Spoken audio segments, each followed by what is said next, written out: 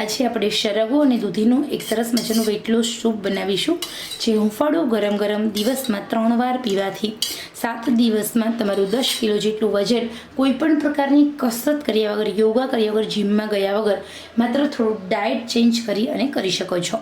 ચલો જોઈએ recipe. Hello friends, food સેવા ચેનલ પર આપ સૌનું દિલથી સ્વાગત છે. તમારે વેટ લોસ કરવું છે અને એ પણ નેચરલ રીતે તમારે વેટ લોસ કરવું છે તો સરગવો છે અને દૂધી આ બંનેનું સૂપ પીવાનું રાખો. ખરેખર તમારું વજન એકદમ ઝડપથી ઘટી જશે. સૌથી પહેલાં અહીંયા આપણે દૂધી લેવાની છે. દૂધી 1 વાટકી લેવાની. દૂધી હોય છે એની અંદર આપણા શરીરની કેલરી બાળવા માટેની ઘણી બધી ક્ષમતા છે. દૂધી આપણા શરીરના પાચન તંત્રને ઠીક કરે છે. દૂધી મેટાબોલિઝમ બૂસ્ટ કરે છે. સાથે સાથે દૂધી આપણા શરીરની જઠરાગ્નિ શાંત કરે છે અને તમારું વેટ લોસ કરે છે. દૂધીની મદદથી તમારું વજન પણ એકદમ ઝડપથી ઘટે છે. વજન ઘટાડવું હોય તો પાચન તંત્રને મજબૂત કરવું પડે. હવે પાચન તંત્ર મજબૂત કરવા માટે સૌથી પહેલાં તો આપણે આપણા શરીરની અંદર ગ્લુટેનવાળા ખોરાકનો ત્યાગ કરવો જોઈએ, તો જ તમારું પાચન તંત્ર છે એ ઠીક થશે.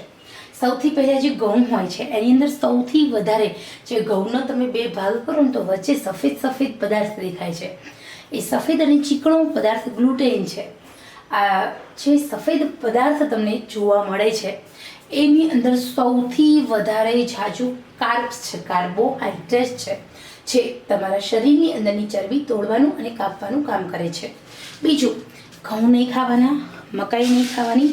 મકાઈની અંદર પણ સૌથી વધારે ઝડપથી વધારે માત્રામાં કાર્બોહાઈડ્રેટ છે અને અત્યારે હવે આપણે મકાઈ ખાવાનું ચલણ વધી ગયું છે. સ્વીટ કોર્ન, પછી મકાઈનું શાક કરીએ છીએ, પીઝામાં પણ મકાઈ, મેંદાનો ઉપયોગ કરીએ છીએ. તો આ જે બધી વસ્તુ છે એ તમારા શરીરની પાચન શક્તિ ધીરે ધીરે નબળી પાડે છે. પાચન તંત્ર તમારું નબળું પડશે એટલે ધીરે ધીરે તમારું સ્વાદુપિંડ નબળું પડશે. સ્વાદુપિંડ આપણા માથાના વાળ જેટલી અસંખ્ય ઇન્સ્યુલિન ગ્રંથિનું બનેલું છે, જે આપણા શરીરને એનર્જી પૂરી પાડે છે. આપણા શરીરની અંદર આપણે કોઈ પણ વસ્તુ ખાઈએ એનું શુગર બનતું હોય છે, તો એ શુગરને મારવાનું કામ એ સ્વાદુપિંડની અંદર રહેલી ગ્રંથિઓ કરે છે. પરંતુ જેવું શરીરમાં મોટાપો વધે, પાચન તંત્ર નબળું પડે એટલે એને પોષક તત્વોનો અભાવ અને એના કારણે એ બધી ગ્રંથિઓ સુકાઈ જાય છે. એટલે ધીરે ધીરે તમને કબજિયાત, ડાયાબિટીસ, થાઇરોઇડ, કોલેસ્ટ્રોલ જેવા રોગો થવા લાગે છે. તો હવે તમે સમજી જાઓ કે તમારે શું કરવાનું છે.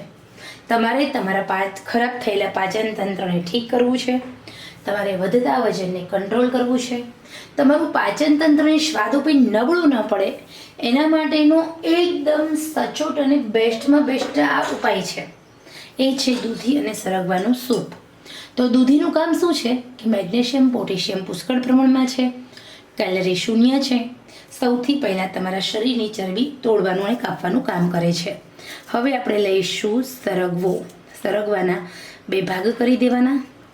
જેમ દૂધી સમારી એવી જ રીતે આપણે સરગવાને પણ ઝીણો ઝીણો સમારી લેવાનો છે.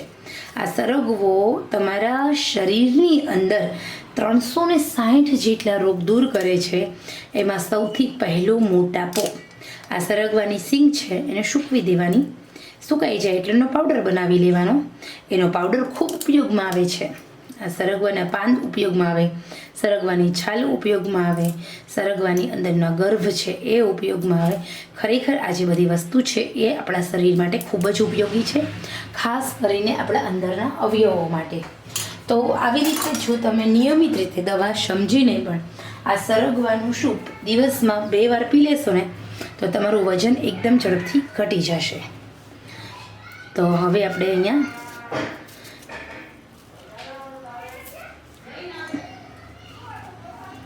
સરગવાને તોડવો બહુ અઘરો પડે છે મારે તો અહીંયા આપણે 2 સરગવા લેવાના છે. સરગવાને આવી રીતે ઊભા ભાગ કરી અને દૂધીની સાથે સમારી લેવાના છે. હવે આપણે આ સરગવાનો વઘાર કરીશું. પ્રેશર કુકર લેવાનું છે. આ પ્રેશર કુકર હોય એ પ્રેશર કુકરની અંદર માઇનોર અડધી ચમચી જેટલું જ મેં તેલ એડ કર્યું છે. વધારે તેલ નહીં લેવાનું.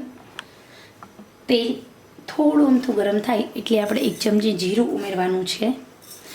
જીરાનો ટેસ્ટ ખૂબ સારો આવે છે. હળદર ઉમેરવાની, અડધી માઇનોર હળદર. દૂધી અને સરગવો ઉમેરી દેવાનો છે સમારીને. દૂધી અને સરગવો બંને તમારે જ્યારે પણ એનો ઉપયોગ કરો ત્યારે ખાસ ધોવાનું, સંચળ ઉમેરવાનું અને 4 થી 5 મરી દાણા ઉમેરી દેવાના છે આપણે.